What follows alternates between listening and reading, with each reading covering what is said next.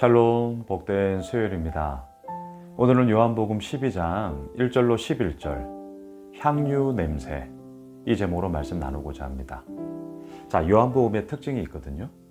오늘 본문 12장부터 마지막 21장까지 예수님의 고난주간, 마지막 일주일간의 기록을 12장부터 마지막까지 아주 슬로우 모션으로 너무나 자세하게 집중적으로 기록하고 있습니다.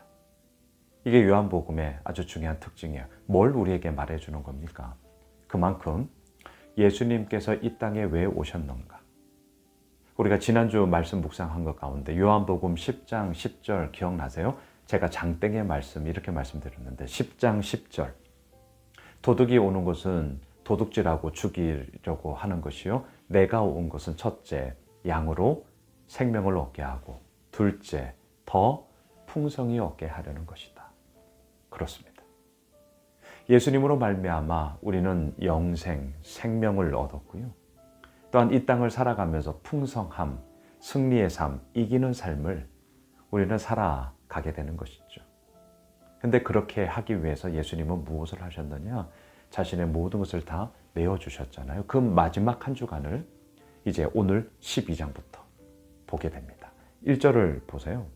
6월절 여세전에 예수께서 베다니에 이르시니 이곳은 예수께서 죽은 자 가운데서 살리신 나사로가 있는 곳이라.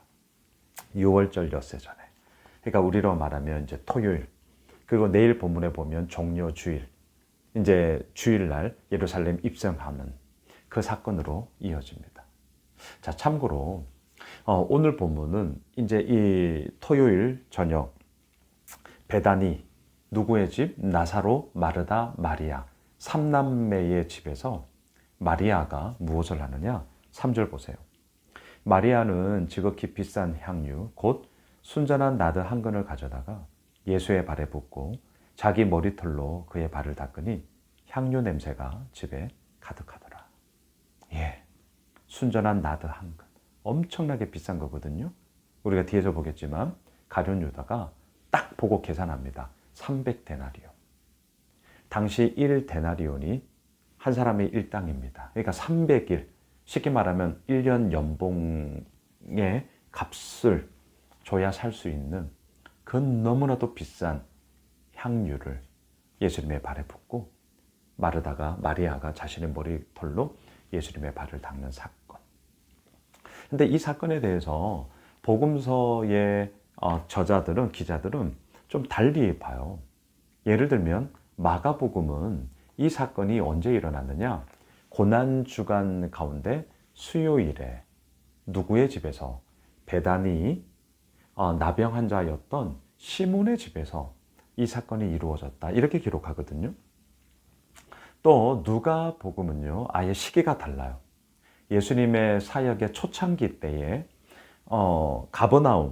가버나움에 있는 시몬이라고 불리우는 바리새인의 집에서 어느 한 죄 많은 여인이 예수님께 향유를 붓고 자신의 머리털로 발을 닦았다. 시기도 다르고 장소도 다르고 각각이 좀 달라요. 그래서 의견이 분분합니다. 자, 우리는 의견이 분분한 것은요, 아직도 해결되지 않았고요. 앞으로도 해결되지 않을 거예요. 이거는 그냥 잠시 내려놓고요. 오늘 이 본문 앞에만 섭시다. 나사로가 예수님으로 말미암아 다시금 살아났어요. 예수님의 부활을 예표하는 거죠. 그리고 그의 동생이었던 마르다와 마리아, 너무나도 예수님을 사랑했고요. 또한 자기의 오빠가 다시금 살아났잖아요. 이 1년 연봉치 비싼 거죠. 너무너무 비싼 거죠. 하지만 오빠가 다시금 살아났어요. 생명을 얻었다고요. 그 생명에 비교한다면 이 1년 연봉치가 뭐가 그렇게 대단합니까? 기꺼이 예수님 앞에 향유를 붓고 자신의 머리카락으로 예수님의 발을 닦습니다. 당시 정말 이 여인의 머리카락은요, 여인의 정말 여성의 그 성 정체성을 의미하는 거기도 하거든요. 그러니까 이게 뭔 얘기예요? 정말 자신의 모든 것을 다 내어드리는 헌신의 이야기로 예수님을 섬기며 정말 예수님을 사랑하며 예수님 앞에 기꺼이 모든 것을 다 내어드릴 수 있다라는 전적인 헌신의 이야기가 지금 오늘 본문에서 펼쳐지고 있는 거죠. 그러니까 향유 냄새, 오늘 말씀의 제목인데요. 한번 상상해 보세요. 저는 지금 목양실에서 이렇게 영상을 찍고 있습니다. 이 목양실엔 너무나도 좋은 향기가 확 퍼지는 거예요. 우리 교회 비전 노래, 또 우리 교회 각 공간에 너무나도 아름다운 향기가 우리 코로 여러분 빨리 상상하세요. 너무 좋은 향기가 나는 거예요. 그런데 그 향기는 무엇을 의미합니까? 예수님을 사랑함, 예수님 앞에 기꺼이 나아감, 예수님을 향한 전적인 헌신, 예수님을 향하여서 모든 것을 다 내어줌. 이게 향기예요. 이게 그리스도인들의 향기라고요. 단지 공간 안에서 향수 뿌려서 좋은 냄새 이 얘기가 아니고요.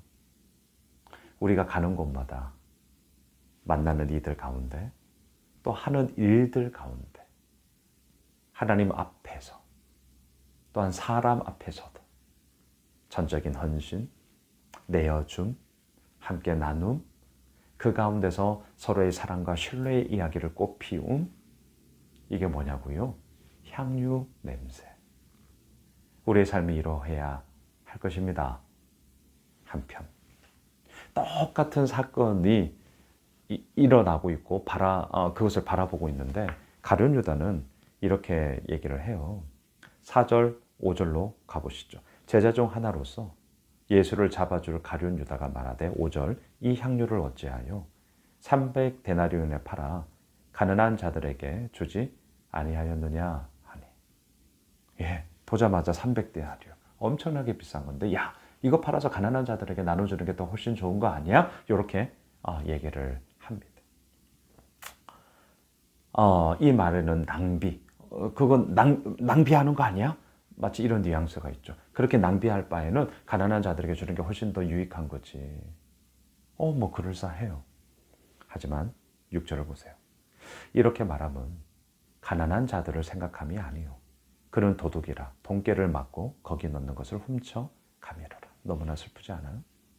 이렇게 말하면 가난한 자들을 진정 생각함이었다. 이러면 이야기가 달라지겠죠.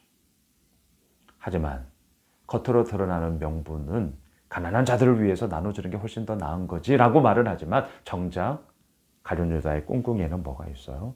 와, 저거 내가 가졌으면 훨씬 더 내가 윤택하게 살 수 있을 텐데. 한몫 잡았는데. 이 생각으로 가득 차 있었다라는 거죠. 말씀을 정리할게요. 지금 이 배단이 나사로의 집에 가득 차고 있는 건 무엇입니까? 향유 냄새였습니다. 하지만 예수를 팔아넘길 가룟 유다 가운데 가득 차 있는 것은 무엇이었습니까? 돈 냄새였습니다. 여러분, 우리는 어떠세요? 향유 냄새로 가득 차 계십니까? 돈 냄새로 가득 차 계십니까? 물론 오해하지 마셔요. 돈이 나쁜 거다. 제가 이 얘기하는 게 아닙니다. 우리의 마음의 얘기예요. 제가 늘 얘기하죠. 하나님은 사랑하고 돈은 사용하시라고. 근데 우리는 자꾸 거꾸로 가요. 돈을 사랑함으로 말미암아 하나님을 사용하려고 해요. 가룟 유다 되는 겁니다. 하나님을 사랑합시다. 돈은 사용합시다. 그리고 그 가운데서 전적인 헌신과 내어줌과 함께 나눔의 진정한 향유 냄새가 우리 삶에 가득 차길, 우리 교회에 가득 차길 주님의 이름으로 축복합니다. 기도하겠습니다. 주님, 하나님은 사랑하고 돈은 사용하겠습니다. 진정한 향유 냄새로 하나님을 향한 전적인 헌신, 내어드림, 함께 나눔의 이야기를 통하여 아버지, 향기 나는 복된 삶 살게 하여 주십시오. 예수님의 이름으로 기도드리옵나이다. 아멘.